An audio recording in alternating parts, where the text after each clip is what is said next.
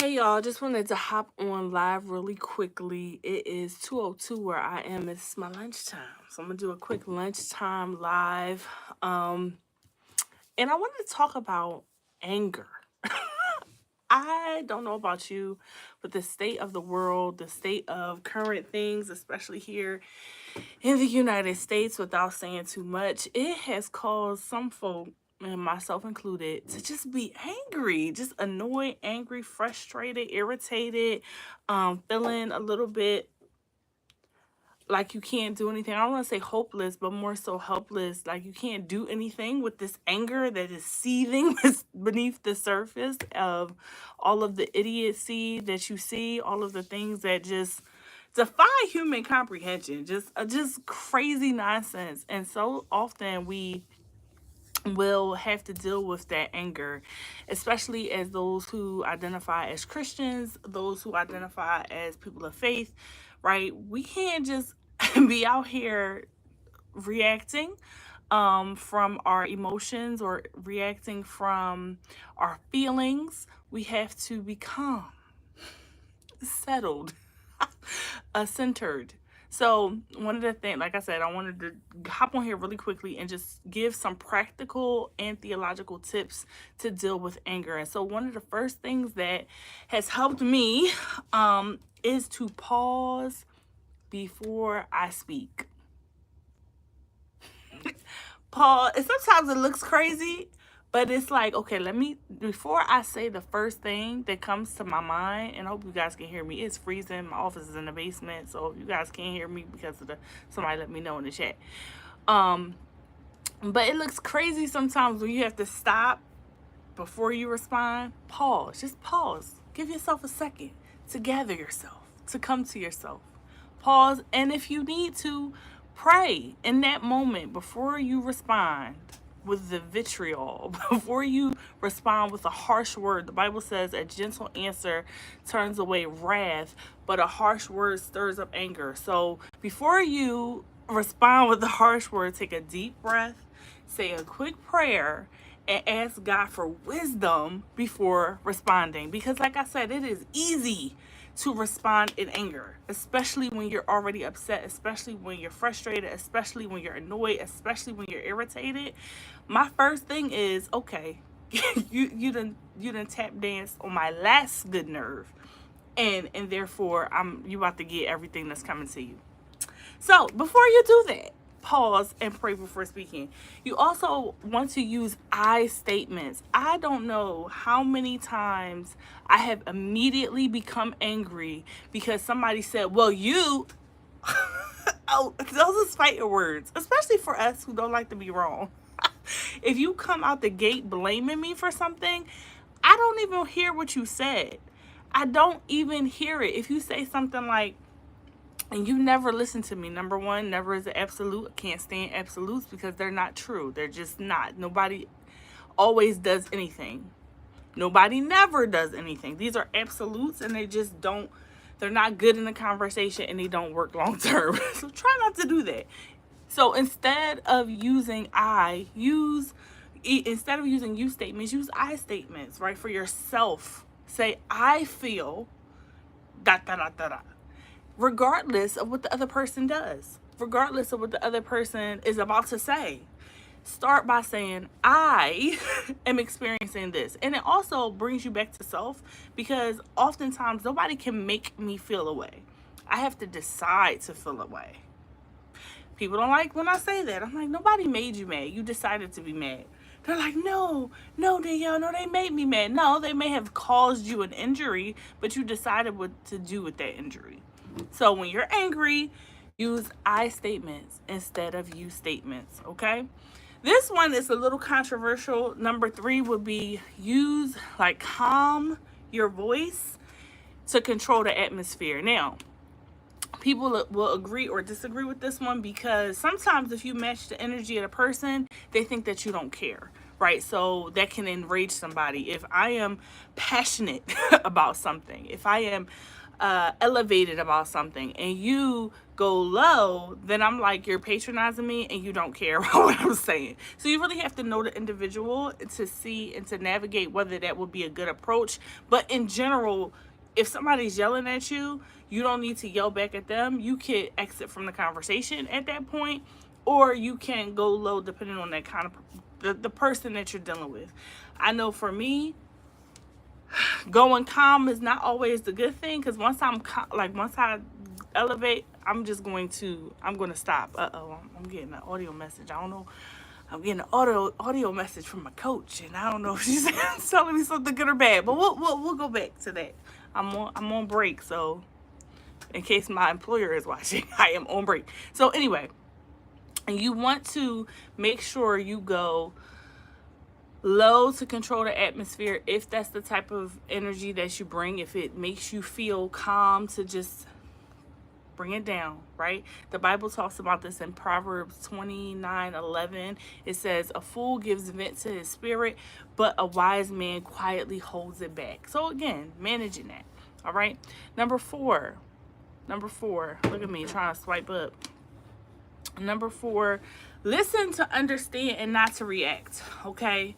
This, especially for those of us who are competitive, those of us who want to get our point across, those of us who like to be right. I am often listening for my point in the argument to verbally assault you once you finish talking. That's not helpful.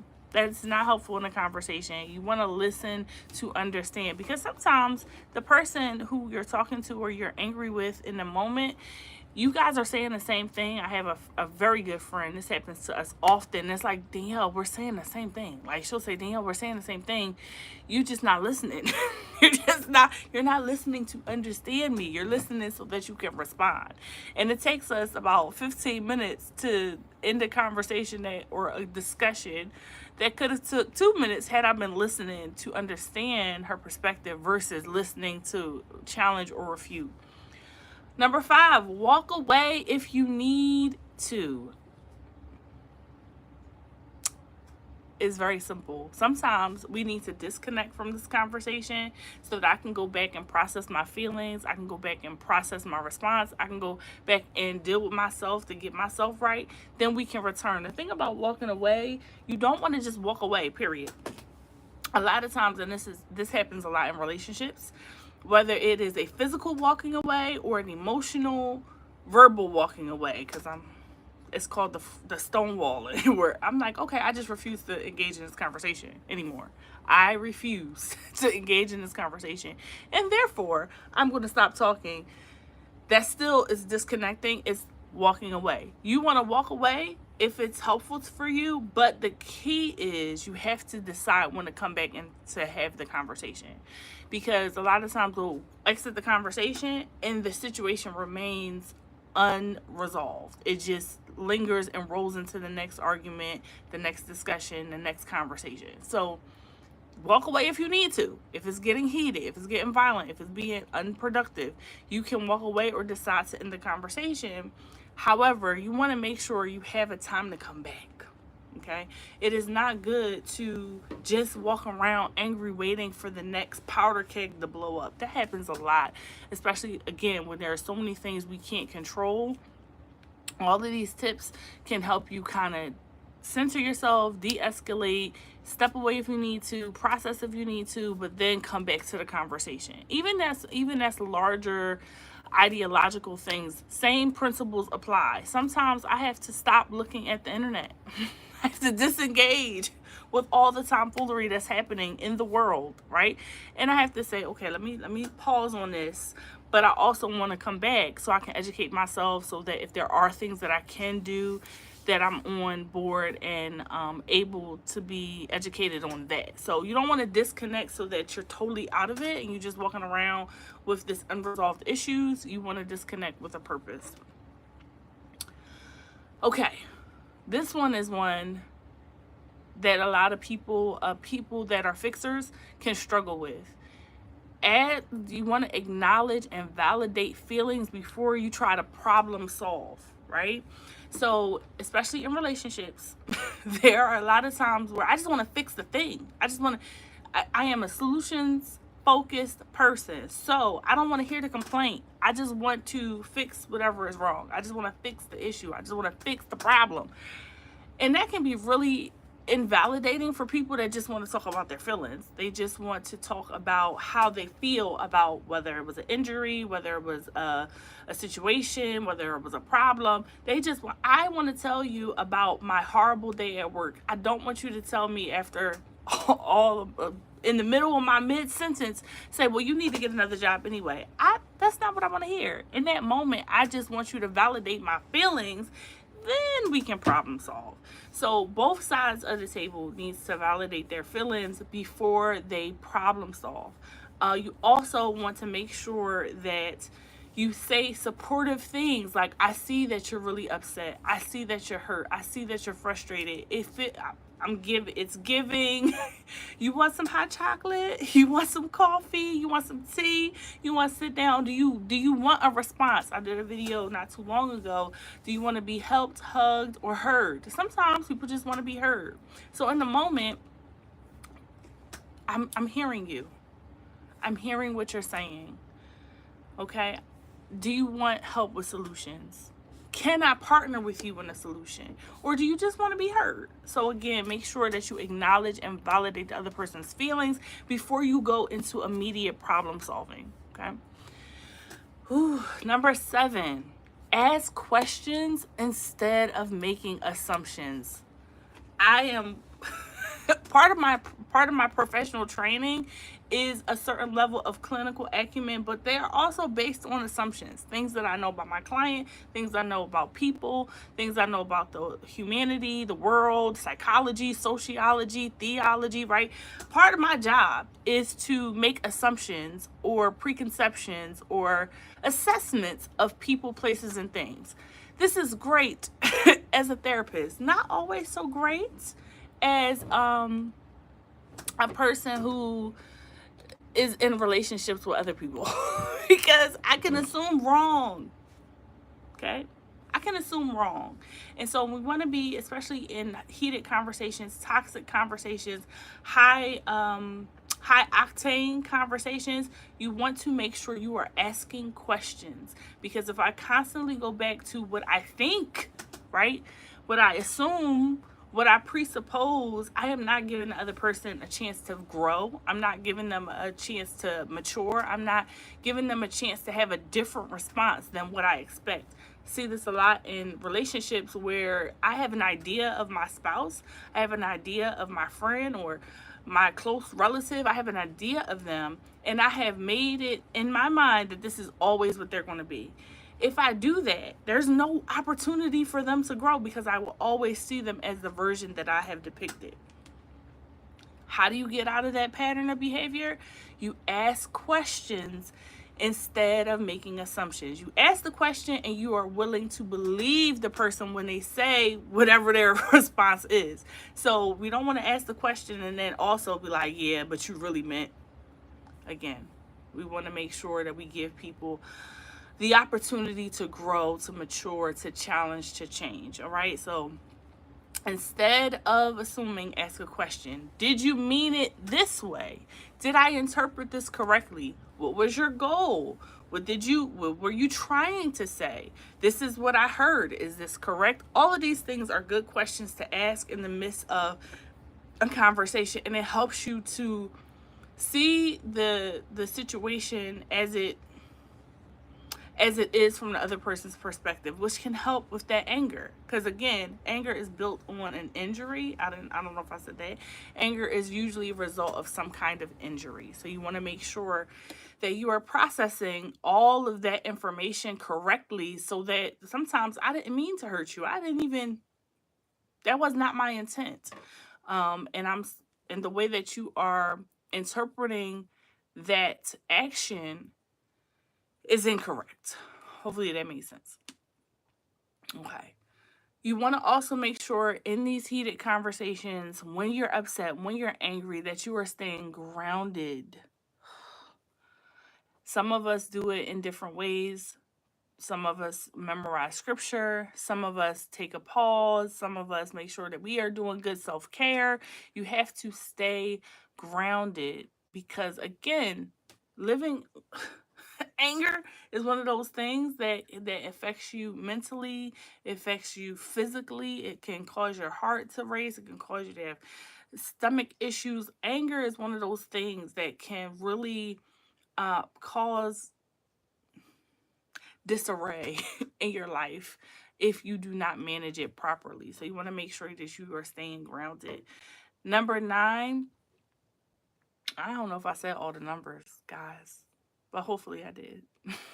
Catch the replay. I'll check it on the replay. Breathe and physically relax when you are speaking. So one of the things that I also want to share is sometimes there is a right time to have the conversation.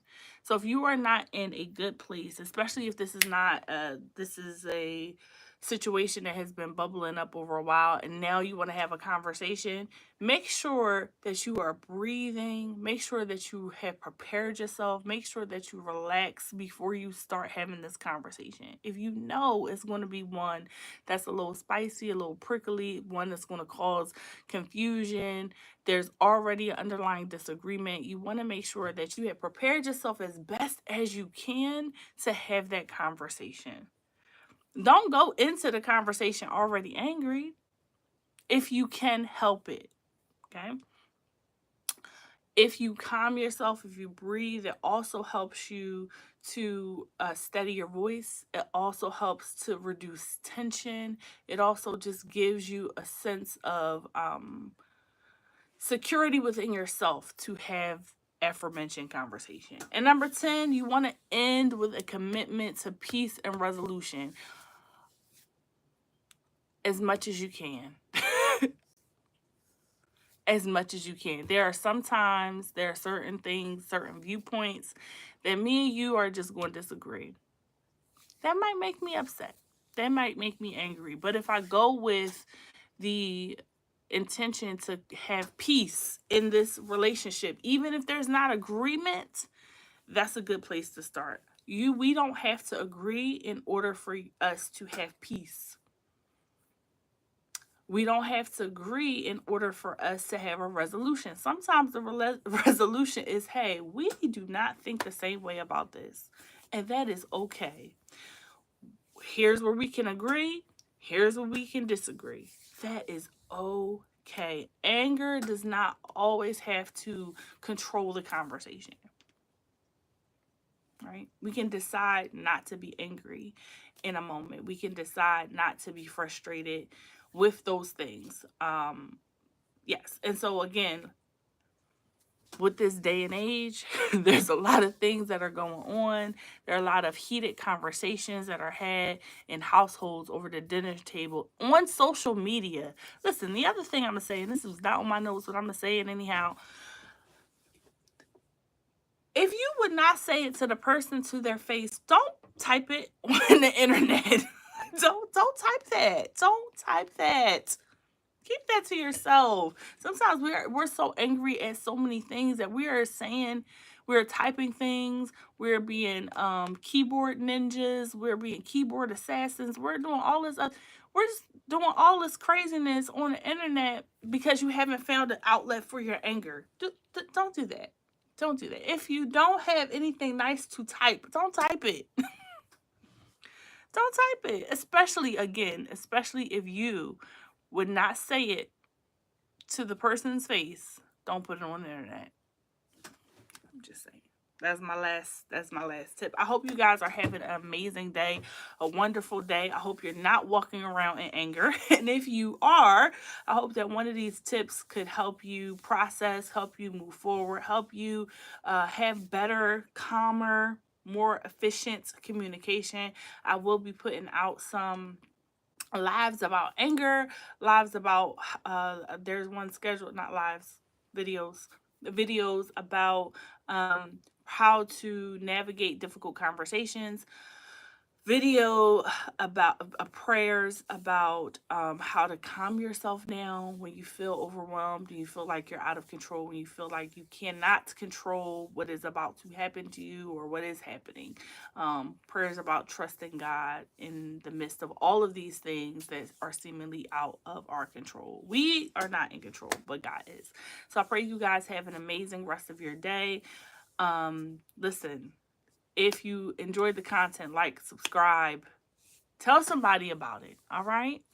So I don't have to resort to doing to doing random cat videos because they go viral. Anyway, I pray you guys have an amazing day, and I will see you guys on the next live.